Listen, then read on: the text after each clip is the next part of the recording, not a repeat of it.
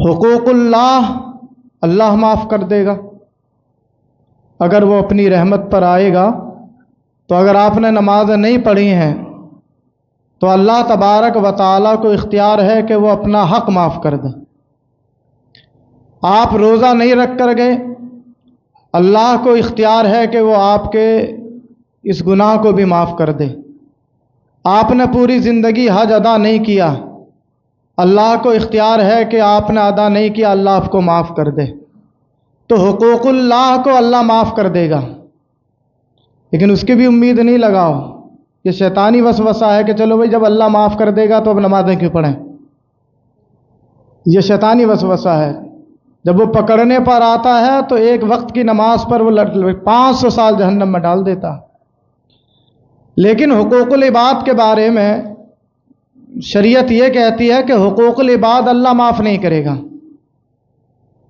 آپ نے اگر کسی کو تھپڑ مار دیا دنیا میں تو تھپڑ مارنے والے کو اللہ معاف نہیں کرے گا، بلکہ قیامت کے دن جس نے تھپڑ کھایا ہے اللہ دونوں کو کھڑا کر دے گا اور اختیار دے گا کہ تو دنیا میں تھپڑ کھا کر آیا ہے، تجھے اختیار ہے چاہے تو معاف کر چاہے تو اسے جہنم بھیج دے۔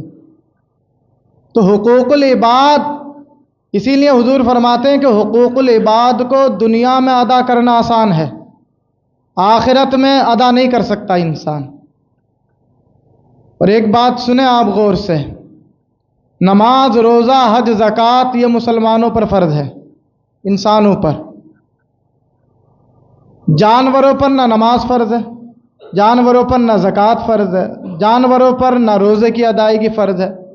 تو جانوروں پر شریعت کا کوئی حکم لاگو نہیں ہوتا، شریعت کے احکام مسلمانوں پر لاگو ہوتے ہیں۔ لیکن یہ عجیب بات ہے کہ جانوروں پر بھی حقوق العباد کی ادائیگی لازم ہے۔ اہمیت کو سمجھیں آپ، انسانوں پر جیسا نماز روزہ لاگو ہے، جانور اس سے بالکل بری الذمہ ہے، لیکن جانوروں پر بھی حقوق العباد ادا کرنا لازم ہے۔ حضور فرماتے ہیں کہ اگر کسی سینگ والی بکری نے اپنا سینگ مارا ہوگا کسی ایسی بکری کو جس کے سینگ نہیں، تو اللہ قیامت کے دن دونوں کو کھڑا کر دے گا اور حکم دے گا، اللہ اس کے سینگ اگائے گا جس کے سینگ نہیں تھے، اور سینگ اگانے کے بعد اللہ حکم فرمائے گا کہ اب تو اس کو سینگ مار۔ تو جانوروں نے بھی اگر ایک دوسرے کے حق تلفی کی ہے تو جانور بھی قیامت کے دن بچیں گے نہیں، بلکہ اگر کسی طاقتور جانور نے کسی کمزور جانور کو لات مار دی، اس کا بھی وہ جانور وہاں بدلہ دے گا۔ دنیا کے اندر کسی جانور نے کسی جانور کو مار ڈالا، قیامت کے دن وہ جانور اس کا بدلہ دے گا۔ تو حقوق العباد کی اہمیت اتنی ہے کہ وہ جانوروں پر بھی لاگو ہوتے ہیں۔ آپ اندازہ لگائیں کہ پھر انسانوں کا عالم کیا ہوگا کہ جو آج انسان دنیا کے اندر لوگوں کا مال ہڑپ کر لیتے ہیں آسانی سے، کوئی دکان غصب کر لیتا، کوئی کسی کا مکان ہڑپ کر لیتا۔ کتنے ایسے لوگ ہیں، کتنے ایسے کیس سننے میں آتے ہیں کہ ایک ہی روم جو ہے 3 لوگوں کو ہیوی ڈپوزٹ پہ دے دیا، ایک ہی فلیٹ جو ہے وہ 3 لوگوں کو بیچ دیا۔ یہ چیٹنگ ہے کہ نہیں یہاں ممبئی کے اندر؟ اور بھی اس سے بڑے بڑے کیا ہیں چیٹر پڑے ہیں۔ دیکھتے ہیں کہ ہاں یہ سامنے والا حاجی ہے، نمازی ہے، سیدھا سادہ ہے، تو جو ظالم ہے، جو شاطر ہے، اسی کے کیا ہے پیچھے پڑے گا کہ یہ تو اپنی شرافت کی وجہ سے مانڈولی کرے گا، دے گا کچھ نہ کچھ۔ یہ مسلمانوں کا حال ہے۔ آپ نے اگر قرضہ دے دیا تو قرضہ لوٹانے میں بھی کیا ہے ٹال مٹول سے لوگ کام کرتے ہیں، حالانکہ دکان پر بیٹھا غلے میں پیسہ موجود ہے لیکن پھر بھی کہہ دے گا کل آنا، صبح آنا، فلاں دن آنا۔ تو شریعت کے اندر قرض خواہ کو ٹالنا، خواہ مخواہ پیسہ ہے لیکن آپ دینے کی نیت نہیں کر رہے ہیں، اسے دوڑا رہے ہیں، کل آنا، پرسوں آنا، شریعت کے اندر اس کو بھی ظلم کہا گیا ہے کہ آپ اس پر ظلم کر رہے ہیں۔ اور اللہ کے رسول ارشاد فرماتے ہیں ایک حدیث کے اندر کہ یہ جو آج لوگ دوسروں کا مال ہڑپ کرتے ہیں، دوسروں کے ناجائز زمینوں پر قبضہ کرتے ہیں، آپ گاؤں دیہات میں چلے جائیں، مینڈ جسے بولتے ہیں اسے کاٹتے ہی رہتے ہیں، بڑھاتے رہتے ہیں، راستہ تک کاٹ لیتے ہیں۔ ہر انسان جو دوسرے کی حق تلفی کر رہا ہے اس کے بارے میں تاجدار مدینہ صلی اللہ علیہ وسلم نے ارشاد فرمایا صحابہ سے کہ بتاؤ مفلس کون ہے سب سے زیادہ؟ کون ہے غریب, کون مفلس ہے سب سے زیادہ؟ تو صحابہ نے عرض کیا یا رسول اللہ, مفلس تو وہی شخص ہے کہ جس کے پاس مال و دولت نہیں. وہی شخص مفلس ہے جس کے پاس مال و دولت نہیں. تو اللہ کے رسول نے ارشاد فرمایا کہ نہیں, مفلس وہ نہیں کہ جس کے پاس مال و دولت نہیں, بلکہ حضور فرماتے ہیں مفلس وہ شخص ہے کہ جو قیامت کے دن اللہ کی بارگاہ میں حاضر ہوگا, نمازیں, روزے, حج, زکوٰۃ پہاڑوں کی طرح اس کے دامن میں ہوں گے. بہت نمازیں پڑھی ہوں گی, زکوٰۃ بہت دی ہوگی, صدقات بہت کیے ہوں گے, اور حضور فرماتے ہیں کہ پہاڑوں کی طرح نماز روزے اس کے دامن میں ہوں گے. لیکن حضور فرماتے ہیں کہ دنیا کے اندر وہ ایسے زندگی گزار کر گیا ہوگا کہ کسی کو اس نے تھپڑ مارا ہوگا, کسی کی بے عزتی کی ہوگی, کسی کو گالی بکی ہوگی, کسی کے ہاں ڈکیتی ڈالی ہوگی, کسی پر ظلم کیا ہوگا, کسی کا قرضہ نہیں لوٹایا ہوگا. حضور فرماتے ہیں کہ یہ جو قیامت کے دن آیا پہاڑوں کی طرح نیکیاں لے کر, اللہ تبارک و تعالیٰ اسے روک دے گا کہ اسے بھی جنت میں مت داخل کرو. پھر اللہ بلائے گا اسے جس نے تھپڑ مارا ہوگا جس کے, تو اللہ فرمائے گا تو کیا چاہتا ہے؟ اگر وہ معاف کر دے تو فبیہا, اچھی بات ہے. لیکن اللہ فرمائے گا اگر وہ معاف نہ کرے کہ نہیں پروردگار اس نے مجھے تھپڑ مارا تھا, اللہ فرمائے گا کہ اس کی نیکیوں میں سے تھپڑ کے بدلے اس کی نیکیاں اس کو دے دو. اگلا آئے گا اس نے مجھے گالی دی تھی, اللہ فرمائے گا اس کی نیکیوں میں سے جسے گالی دی تھی اسے بھی نیکیاں دے دو. اگلا آئے گا کہ میرا قرضہ نہیں لوٹایا تھا, تو قرض داروں کو قرضہ بھی لوٹایا جائے گا. کسی کی چغلی کی تھی, غیبت کی تھی, سارے کے سارے حقدار کھڑے ہو جائیں گے اللہ کی بارگاہ میں. حضور فرماتے ہیں کہ تمام لوگوں کو جنہیں وہ دنیا میں ستا کر آیا تھا, اللہ اس کی نیکیوں میں سے ان کے دامن میں نیکیاں ڈالتا رہے گا, یہاں تک کہ پہاڑوں جیسی نیکیاں اس کی ختم ہو جائیں گی. وہ لوگ جو مطالبہ کرنے والے تھے وہ باقی رہیں گے. اللہ فرمائے گا کہ اب تو اس کے پاس نیکیاں بھی نہیں کہ ان کی نیکیاں ان کو دی جائیں. اللہ فرشتوں کو حکم دے گا کہ اب ان لوگوں کے گناہ جو ہیں اس پر ڈال دو. اور پھر حضور فرماتے ہیں جب گناہ ڈال دیے جائیں گے, جنہیں دنیا میں ستایا تھا ان کے گناہ, کہاں وہ پہاڑوں جیسی نیکیاں لے کر آیا, دامن خالی ہو گیا. اور نتیجہ یہ نکلا کہ ان تمام لوگوں کے گناہ بھی اپنے دامن میں لے کر اللہ فرمائے گا کہ اس کو اب جہنم میں ڈال دو. حضور فرماتے ہیں مفلس وہ شخص ہے کہ جس کے دامن میں نیکیاں ہوں لیکن قیامت کے دن کیا ہے وہ خالی ہاتھ رہ جائے. آپ اندازہ لگائیں ہمارا تمہارا, آپ اندازہ لگائیں کہ ہم جو زندگی جی رہے ہیں کیسی ہے. کیا ہم گالی نہیں بکتے؟ کیا ہماری زبانوں پر جھوٹ نہیں ہے؟ کیا ہم کسی کو ستاتے نہیں ہیں؟ کیا ہم اپنے پڑوسی کو نہیں ستاتے؟ کیا ہم اپنے یار دوستوں کو گالیاں نہیں بکتے؟ کیا ہم اپنے ورکروں کو گالیاں نہیں بکتے؟ کیا ہم قرض داروں جو قرض خواہ ہیں ان کا قرضہ لٹا دیتے ہیں؟ کیا ہمارے اندر چیٹنگ نہیں ہے؟ مال اتنے کا ہے اور دھوکہ دے کر اتنے کا بیچ دیا. کیا ہمارے اندر یہ چیٹنگ نہیں پائی جاتی ہے؟ 20 لاکھ کا روم ہے لیکن سامنے والے کو 25 کا بیچ دیا. یہ سب کیا ہے؟ یہ سب دھوکہ ہے. اور یہ ممبئی کے اندر سب سے زیادہ ہو رہا ہے. ایک روم ہے 3 لوگوں کو بیچ دیا, اب وہ بھاگے پھرتے رہ رہے ہیں. بلڈر لوگ تو اور زیادہ بیچارے مظلوموں کو ستاتے ہیں. لیکن اللہ کے رسول کی حدیث سنیں جو اللہ کے رسول نے ارشاد فرمایا کہ ایسے لوگ اگرچہ نماز روزہ حج زکوٰۃ ادا کرتے ہوں لیکن قیامت کے دن ان کو جہنم میں ڈال دیا جائے گا. اور یہ انسان سب کرتا کیوں ہے؟ دنیا بنانے کے لیے. آپ جو ناجائز و حرام مال جمع کر رہے ہیں صرف اسی لیے کہ دنیا اچھی ہو جائے. لیکن آپ دیکھیں کہ دنیا اچھی کرنے کے چکر میں آپ اپنی آخرت برباد کر رہے ہیں. یہاں تو آپ 2 دن رہ جائیں گے, 3 دن, 4 دن, کسی کی زندگی کا کوئی پتہ نہیں, لیکن ایک دن تو انتہا ہے اس دنیا کی. لیکن پھر اللہ کے حضور جو آپ کو حاضر ہونا ہے اور اللہ تبارک و تعالیٰ سارے لوگوں کو کھڑا کر دے گا. کون ایسا شریف ہے جو حق ادا کرتا ہو کہ ہاں میں سارے لوگوں کا حق ادا کرتا ہوں, میں کسی کو گالی بھی نہیں دیتا ہوں, میں کسی کا قرضہ بھی نہیں چکاتا ہوں. کتنے ایسے لوگ ہیں جو دکانوں پر قبضہ کر کے بیٹھ جاتے ہیں. وہ شریف آدمی دوڑتا رہتا ہے, وہ دکانوں پر طاقتور ہیں اور شیطان ٹائپ کے ہیں, تو ہم سے کون دکان چھین سکتا, ہم سے کون مکان خالی کروا سکتا ہے. یہ سارے کے سارے عہد کر لیں, آج توبہ کر لیں, سب کو مر کے جانا ہے. اور اللہ کے رسول نے ارشاد فرمایا ایسے لوگوں کے بارے میں جو لوگوں کا مال ناحق دبا لیتے ہیں, ناحق چھین لیتے ہیں, اللہ کے رسول فرماتے ہیں کہ ایسے لوگوں کو جہنم میں عذاب دیا جائے گا کھجلی والا. کھجائیں گے اپنے ناخونوں سے, لوہے کے ناخون کھجائیں گے, اور جب کھال ادھڑ جائے گی تو اللہ ان سے پوچھے گا تکلیف ہو رہی ہے؟ تو کہیں گے ہاں پروردگار عالم بڑی تکلیف ہو رہی ہے. تو اللہ فرمائے گا اسی دن جہنم میں تو نے بھی تو دنیا میں مسلمانوں کو تکلیف دی تھی. تو دنیا میں مسلمانوں کو تکلیف دے کر آیا, تجھے یہ فرمان نہیں پہنچا؟ میرے محبوب نے یہ ارشاد نہیں فرمایا من آذا مسلمن فقد آذانی ومن آذانی فقد آذى اللہ, کہ جس نے کسی مسلمان کو تکلیف پہنچائی, حضور فرماتے ہیں اس نے مجھے تکلیف پہنچائی, اور جس نے مجھے تکلیف پہنچائی اس نے اللہ کو تکلیف پہنچائی. کون اتنا جگرا رکھتا ہے جو رسول اللہ کو تکلیف پہنچائے؟ اس کے پاس اتنا دل ہے؟ کون ایسا بد دل اور بد دماغ ہے جو کسی مسلمان کو تکلیف پہنچا کے رسول اللہ کو تکلیف پہنچا رہا؟ یہ اللہ کے رسول کی واضح حدیث ہے, تم مسلمانوں کو تکلیف پہنچاتے ہو تو مجھے تکلیف پہنچتی ہے. اور قرآن کی آیت سنیں, ان الذین یؤذون اللہ ورسولہ لعنہم اللہ فی الدنیا والآخرہ, کہ جو اللہ اور اس کے رسول کو تکلیف پہنچاتے ہیں اللہ نے ان کے لیے دنیا اور آخرت میں لعنت کو مسلط کر دیا ہے. لعنتی ہیں وہ جو کسی مسلمان کو تکلیف دیں. مسلمان ہی مسلمان کو سب سے زیادہ تکلیف دے رہا ہے. آج مسلمان جیلوں میں جو بند ہیں اس کے پیچھے اگر سبب ڈھونڈو گے کون ان کو جیل میں ڈالنے والا ہے تو وہ مسلمان ہی نظر آئے گا. کورٹ کچہری چلے جاؤ تو مسلمان ہی آپ کو بھرے ہوئے نظر آئیں گے. اور یہی وجہ ہے کہ مسلمان بیمار بھی اس لیے زیادہ ہاسپٹل میں کہ اسے حرام حلال کی تمیز نہیں ہے.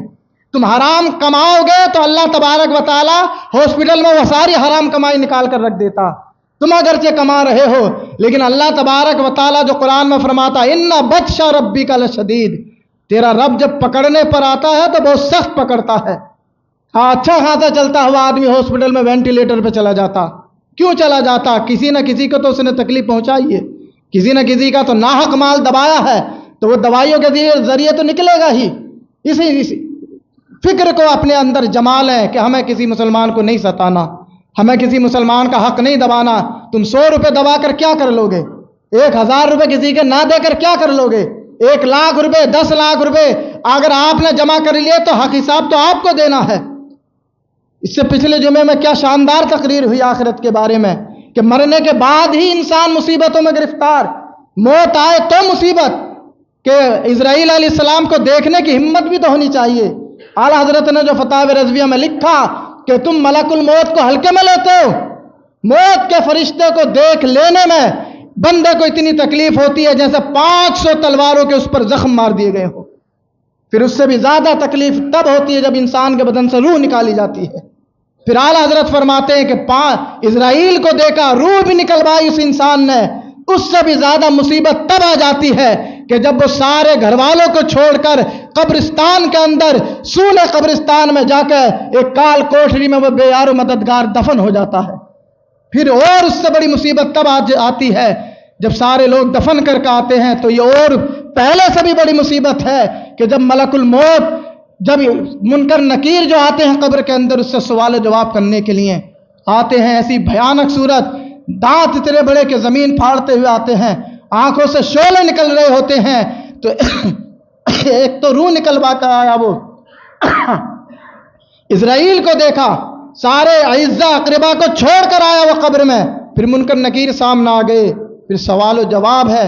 اس کے بعد بھی سوال و جواب میں اگر کامیاب ہو گیا تو پھر حضور فرماتے ہیں پھر قیامت کا منظر شروع ہو جائے گا. پل صراط سے بھی گزرنا ہے, پل صراط سے بھی اگر گزر گیا تو حضور فرماتے ہیں کہ پھر جو سب سے بڑا امتحان ہے وہ بندے کا یہ ہے کہ جب تنے تنہا بندہ اللہ کے سامنے کھڑا ہوگا.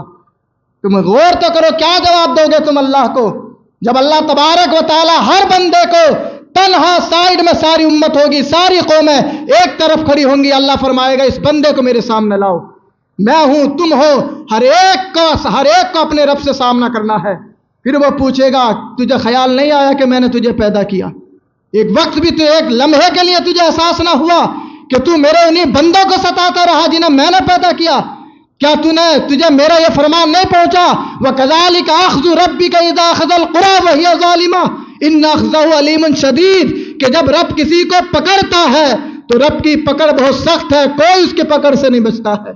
پھر اللہ سوال یہی تو کرے گا, لا پوری عمر کا حساب دے کہاں گزار کر آیا, جوانی کا حساب دے کہاں گزار کر آیا, اپنے مال کا حساب دے کہاں سے کما کر آیا ہے, کہاں تو نے خرچ کیا ہے, اور جتنا تجھے علم ہوا تھا تقریروں میں اس پر کتنا تو نے عمل کیا ہے. کون سوالوں کا جواب دے گا؟ وہی اللہ کے سامنے جواب دے پائے گا کہ جس نے دنیا کے اندر اللہ کے حق کو بھی ادا کیا ہے اور بندوں کے حق کو بھی ادا کیا ہے۔ ہم اپنی قبریں اچھی تیار تھوڑی کر رہے ہیں، ہم تو اپنی قبروں کو تاریک بنا رہے ہیں۔ 60-70 سالہ زندگی کے چکر میں پڑ کر وہ ہزاروں کھربوں اربوں سالوں زندگی جو آخرت کی زندگی ہے، جو کبھی ختم نہیں ہوگی، اس کی ہمیں کس کو فکر ہے؟ کون فکر کر رہا ہے کہ میری آخرت اچھی ہو جائے؟ ہر انسان حرام طریقے سے مال جمع کر کے صرف دنیا بنانے کے چکر میں ہے۔ سنیں حضور کی حدیث، من احب دنیاہ فقد اضر آخرتہ ومن احب آخرتہ اضر دنیاہ۔ حضور فرماتے ہیں کہ جس نے دنیا سے محبت کر لی اس نے اپنی آخرت کو نقصان پہنچا دیا، اور جس نے اپنی آخرت سے محبت کر لی اس نے اپنی دنیا کو نقصان پہنچایا۔ اب آپ کو آخرت سے محبت کرنی ہے یا آپ کو دنیا سے محبت کرنی ہے؟ یہ حضور کے واضح فرمان ہیں، حضور کے بتائے ہوئے راستے پر آپ زندگی گزاریں۔ لوگوں کے اگر حق ہیں آپ پر دنیا میں تو دنیا میں ادا کر دیں۔ اعلیٰ حضرت نے تو فتاوی رضویہ میں لکھا، 3 پیسے، کوئی اہمیت ہے 3 پیسے کی؟ اعلیٰ حضرت کے زمانے میں 3 پیسے چلتے تھے 100 سال پہلے۔ 3 پیسے اگر کسی نے دبا لیے کسی کے، اعلیٰ حضرت فرماتے ہیں 3 پیسے اگر کسی نے دبا لیے اور نہ دیے تو اعلیٰ حضرت فرماتے ہیں قیامت کے دن 700 نمازیں جو جماعت کے ساتھ اس نے پڑھی ہوں گی وہ ساری کی ساری 3 پیسے والے کو دے دی جائیں گی۔ آپ اندازہ تو لگائیں، اگر آپ نے 100 روپے دبا لیے تو کہیں آپ کی پوری زندگی کی نمازیں نہ چلی جائیں۔ 3 پیسے اگر آپ نے دبا لیے کسی کے تو اعلیٰ حضرت فرماتے ہیں کہ پھر 700 وہ نمازیں دے گا اس کو، وہ جو جماعت سے اس نے پڑھی ہیں۔ آپ حیران، جو لاکھوں دبا رہے ہیں لوگوں کے اور جو کروڑوں ہڑپ کر جا رہے ہیں ان کا حال کیا ہوگا؟ وہ اس دن ہی پتہ چلے گا جس دن ان کی آنکھیں بند ہو جائیں گے کہ دنیا میں کر کے کیا آئے ہم۔ آپ بزرگان دین کو دیکھو کہ بزرگان دین حقوق العباد میں کتنی احتیاط برتتے تھے۔ حضرت عبداللہ ابن مبارک، یہ حضرت امام اعظم ابو حنیفہ کے شاگرد ہیں، بہت بڑے محدث۔ یہ گئے ملک شام حدیث لینے کے لیے، لکھ رہے تھے، لکڑی کا قلم چلتا تھا پہلے جس میں دوات ڈالی جاتی تھی، لکھ رہے تھے حدیثیں، سفر کر کے گئے تھے ملک شام کا، قلم ٹوٹ گیا ان کا، پیسے تھے نہیں پاس میں کہ نیا قلم خریدیں، عاریۃً لے لیا کسی سے، پڑوسی سے، کہ میرا قلم ٹوٹ گیا، آپ مجھے قلم دے دیں تاکہ میں حدیثیں لکھ کے واپس کر دوں گا۔ حدیثیں لکھنے میں اتنے مشغول ہو گئے، کئی دن تک لکھتے رہے اور اپنے وطن واپس آ گئے، قلم دینا بھول گئے۔ اور جب پھر اپنے گھر آ کے پھر بستہ کھولا حدیثیں لکھنے کے لیے تو ذہن گیا رہی ہے تو قلم ان کا ہے فلاں کا، پھر اپنے وطن سے ملک شام واپس گئے قلم واپس کرنے کے لیے۔ آپ اندازہ لگائیں ہماری زندگی کیا اور بزرگوں کی زندگی کیا ہے، واپس کر کے آئے۔ اور آپ نے وہ کتنی مشہور بات سنی ہے، حضرت غوث اعظم کے والد جو حضرت ابو صالح، غوث اعظم کے والد، سیب کھا لیا تھا ایک، لیکن نہر جاتے رہے کہ یہ میں نے سیب کھا لیا لیکن مالک کی اجازت کے بغیر گئے، اور پھر کیا شادی بھی ہوئی ان کی، وہ پوری بات میں نے بیان کی ہے 12 تقریر میں۔ حضرت ابراہیم بن ادھم کو دیکھیں، انہوں نے بھی ایسی نہر میں بہتا ہوا سیب کھا لیا، پریشان ہو گئے، اور جب پریشان ہوئے کہ یار یہ تو میں نے بغیر مالک کی اجازت کے کھا لیا، گئے وہ جب باغ نظر آیا نہر کے قریب تو اس باغ کے اندر داخل ہوئے تھے، ایک عورت بیٹھی ہوئی تھی، پوچھا تم اس کی مالکہ ہو باغ کی؟ کہا ہاں میں مالکہ ہوں۔ کہا یہ میں نے تمہارا ایک سیب کھا لیا، معاف کر دو مجھے، دنیا ہی میں معاف کر دو۔ تو وہ مالکہ کہتی ہے باغ کی کہ میں آدھے باغ کی مالک ہوں، جاؤ میں نے آدھا سیب معاف کر دیا، لیکن یہ آدھا جو باغ کا مالک ہے وہ بلخ کا بادشاہ ہے، بہت دور تھا بلخ وہاں سے، تو اس کا حق تو میں معاف نہیں کر سکتی کیونکہ آدھے کا مالک وہ ہے اور آدھے کا میں ہوں۔ تو حضرت ابراہیم بن ادھم آدھے سیب کو معاف کرانے کے لیے بلخ گئے، اور بلخ جا کر بادشاہ سے باقاعدہ معاف کرایا اور کہا کہ یہ دنیا کے اندر معاف کرا لینا یہ آخرت سے کہیں زیادہ بہتر ہے۔ آخرت میں تو پھر بندہ معاف کرے نہ کرے، ایک اگر کوئی لکڑی دانت میں خلال کر لے نا، اس کی وجہ سے بھی انسان کو جنت میں جانے سے روک دیا جاتا۔ حضرت وہب بن منبہ نے یہ روایت نقل کی ہے کہ ایک عیسائی مسلمان ہو گیا، ایسا مسلمان ہوا عیسائی کہ 70 سال زندہ رہا تو 70 سال تک وہ روزے رکھتا رہا، اور 70 سال تک وہ راتوں کو اللہ کی بارگاہ میں کھڑے ہو کر نفل پڑھتا رہا۔ 70 سال اس کی ایسی زندگی گزری، لیکن حضرت وہب بن منبہ فرماتے ہیں کہ آپ اندازہ لگاؤ اس کی عبادت کا، کہ جس نے اپنے بقیہ 70 سال اللہ کی کس طرح سے عبادت کی کہ دن میں روزہ رکھتا، راتوں کو قیام کرتا، لیکن جب انتقال ہو گیا تو کہتے خواب میں اس سے پوچھا، جس کے وہ خواب میں ما فعل اللہ بکا، بتا تو مسلمان ہوا تھا اور تو نے 70 سال ایسی اللہ کی عبادت کی ہے، بتا اللہ نے تیرے ساتھ کیا معاملہ کیا؟ تو وہ کہتا کہ اللہ نے مجھے بخش دیا تھا، میرے سارے اللہ نے جب اعمال کا حساب لیا اللہ خوش ہو گیا، لیکن میرے اعمال میں ایک عمل ایسا تھا کہ میں نے ایک لکڑی سے خلال کر لیا تھا اس کی مالک کی اجازت کے بغیر۔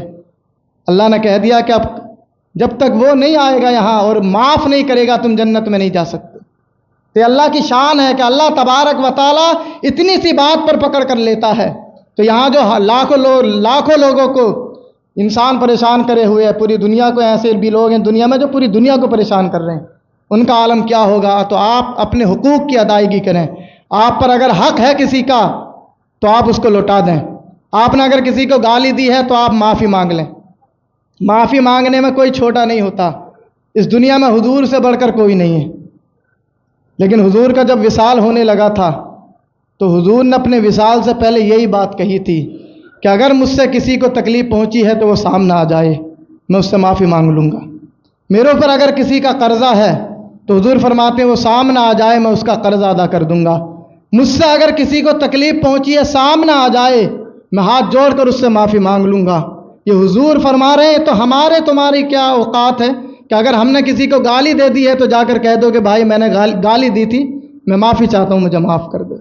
تو امید ہے کہ آپ سب اس پر عمل کریں گے، اور ایک جو اسلام تقاضا کرتا ہے کہ آپ ایسے زندگی گزاریں، اللہ ہم سب کو اسلام کے تقاضوں پر زندگی گزارنے کی توفیق عطا فرمائے۔ اور یہ بات اچھی طرح سے یاد رکھیں، ایک بھی روپیہ کسی کا نہ دبائیں۔ ہاں، بہت لگتا ایسا ہے کہ ارے 1 لاکھ روپے دبا لیے کچھ نہیں ہوا، تو اللہ ظالموں کو مہلت دیتا، لیکن جب وہ پکڑتا ہے تو پھر بچتا نہیں ہے۔ تو کوئی یہ نہ سمجھے کہ ہم حرام کھا رہے ہیں تو ہمارا کیا ہو رہا ہے، ہم تو اور بڑھتے جا رہے ہیں۔ یہ اللہ تبارک و تعالیٰ تمہیں آزما رہا ہے، اور بہت ہی کم لوگ ہوتے ہیں جو اللہ کی آزمائش سے بچ جاتے ہیں۔ اللہ تبارک و تعالیٰ ہم سب کو